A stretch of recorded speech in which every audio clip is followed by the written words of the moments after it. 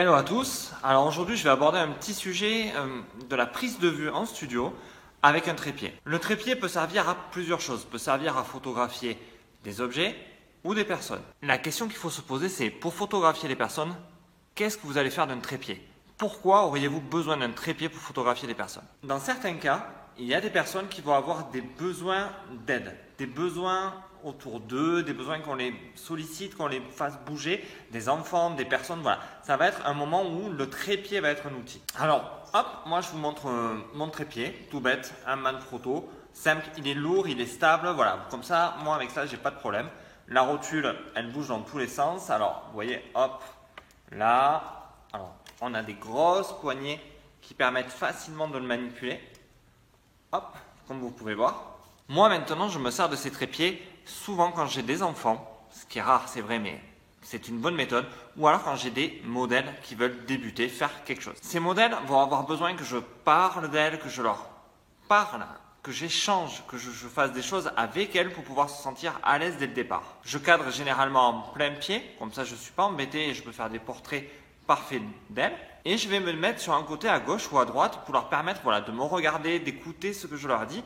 Et je déclenche en fait avec une télécommande, tout simplement, pour pouvoir avoir voilà, une dynamique pendant la séance photo, pouvoir les accompagner, pouvoir leur permettre voilà, de s'exprimer. Le trépied est quelque chose que j'utilise aussi dans une seule séance que je fais avec les particuliers, qui est le face à soi, parce que c'est un moment où elles viennent déposer quelque chose, où elles viennent vraiment parler d'elles avec leur corps, avec la lumière, avec tout ça, donc elles ont besoin qu'on soit avec elles. Alors dans ces séances, comme elles sont énormément basées sur la discussion et que je veux qu'elles oublient absolument l'appareil photo, je pourrais être derrière mon appareil photo et enchaîner les photos et leur permettre de s'habituer, mais j'ai essayé cette technique et je la trouve pas trop mal. Je pose mon trépied, je pose mon appareil photo et je leur parle. Je les écoute surtout. J'écoute ce qu'elles ont à me dire pour pouvoir, voilà, au fur et à mesure déclencher, au fur et à mesure les laisser s'habituer au flash et elles me voient derrière mon appareil photo. Je ne suis pas l'homme avec l'appareil photo, je suis l'homme qui leur parle. Et ça, j'ai remarqué que dans ce type de séance, voilà, comme je les appelle face à soi,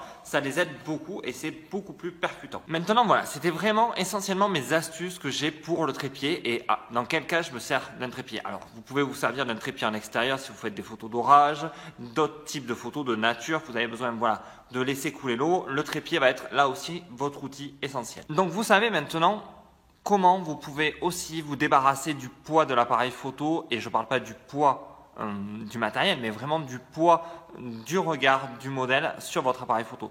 Des fois, il ne faut pas s'embêter. Il y a des blocages par moment qu'ont certains modèles et qu'on peut dépasser très facilement en supprimant l'appareil photo, en le posant sur un trépied et en vous déplaçant pour pouvoir parler avec elle. Alors voilà, c'était une petite vidéo toute simple sur un emploi, on va dire, différent du trépied et qu'est-ce que ça peut vous apporter. Maintenant, vous savez à la finalité que le trépied peut vous servir aussi pour vous dégager de l'appareil photo et permettre d'avoir un échange avec le modèle qui sera beaucoup plus pertinent et quelque part dénué de l'appareil photo. Maintenant, je vais t'inviter à t'abonner à la chaîne si ce n'est pas encore fait, à liker la vidéo et à me laisser les commentaires. N'hésite pas, voilà, je répondrai à tous les commentaires. Je vais te demander aussi de cliquer sur le petit lien que j'ai laissé en bas où je t'offre un e-book si tu le souhaites et 2 vidéos en fait de direction de modèle, comment régler son appareil, des tas de petites astuces. Tu les trouveras dans la description, tu n'hésites pas à cliquer dessus et à aller télécharger tout ça. Maintenant, prends-toi un petit café, repense à tout ça et je te dis à bientôt. Au revoir.